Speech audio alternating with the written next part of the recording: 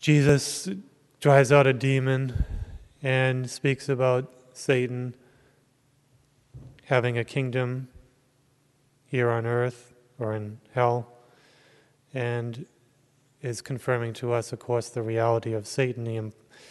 He presumes it in the people of that time, and he confirms it. It tells us Satan is very real, and of course, today where Catholic faith is not the only faith in the world. There are those who doubt this obvious reality of Satan, obvious in the sense of it's always been taught in our church and in the times of the Jews. And so he is a reality, as Jesus himself tells us. And there are those Christians too, Christian teachers, Christian so-called scholars, who doubt the existence of Satan or that he can possess people. Obviously he can, and he did, and our Lord drove the demons out many times, and exorcists can do the same today. But the possession of Satan in people is not our major concern. Our major concern is the influence that Satan can have in the world and in each one of us. And he seeks to destroy everyone, from the Pope down to the smallest child who's reached the age of reason, from the religious priests to devout Catholics, Christians, all the way down to the pagans. He tries to corrupt everyone, and of course it's those who are closest to God that he's trying to corrupt the most, because if he can corrupt them, he will corrupt all those who they influence. And it will be a greater prize for him if he can destroy those who are closest to God, because he wants to destroy everyone. And he goes after everyone, and he tries to ruin us with the many different tricks that he uses. And this is it's the will of God, the permissive will of God, that Satan have a place in this world to keep us on our toes, to keep us vigilant. And how important that is, because of our tendency to be lazy in the spiritual life, and lazy and not promoting our spiritual welfare, our spiritual good.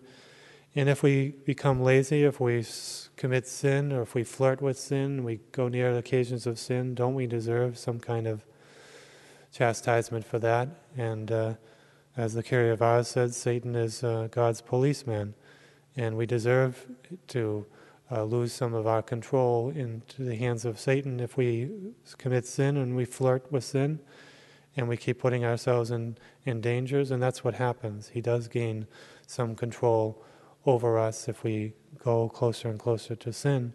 And if we commit sin more and more, then God permits us to fall into a certain slavery to Satan, which will make it very difficult for us to get away from sin. And Satan usually works in a sly, cunning way and sneaky way. Doesn't make us fall into grave sin right away, where we'll jump out of the boiling water and be aware of what the danger that we're in. But he little by little gets us to a deeper and deeper mire of sin, and we have to be watching out for his tricks. And he's going to try to get us to commit sin, and he's going to try to pull us away from God. Those are the two major things that he tries to do: to get us to commit mortal sin, so that we break our relationship with God, and that we stay farther and farther away from God, who is our safety. And that means he tries to keep us away from prayer, from the sacraments of confession, which destroys all the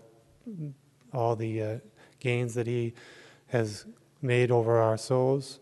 Keep us away from making good confessions. If we go to confession, he'll try to corrupt our confessions. He'll try to keep us away from Our Lady, who is our greatest help. And if he can't do that, then he'll try to diminish our relationship with her and her governance over us. He'll try to keep us away from prayer, and if he can't do that, he'll try to get us to diminish our prayers, to corrupt our prayers, to do them less, to do them less well, and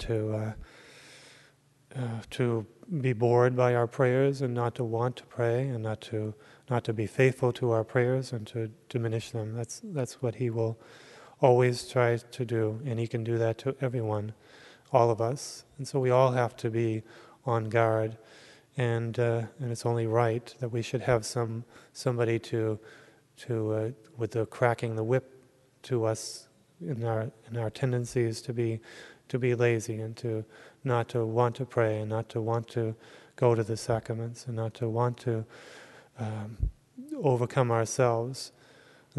We have many weapons to fight Satan, which are confession and prayer and Our Lady, but also the spirit of mortification and self-denial, which Satan hates.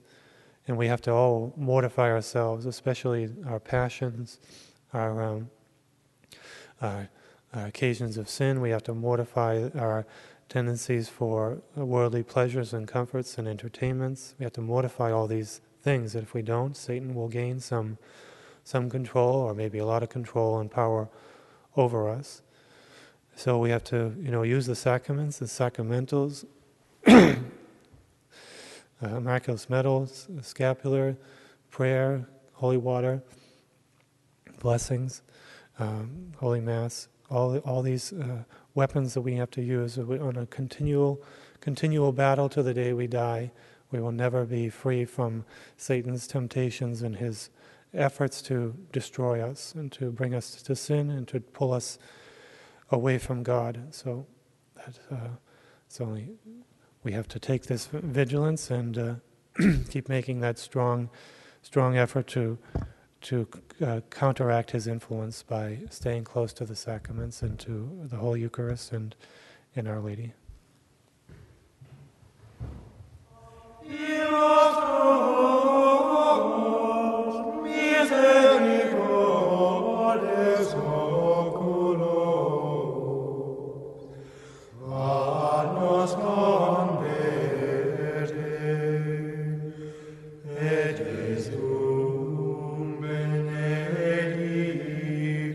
Fructum ventris tuum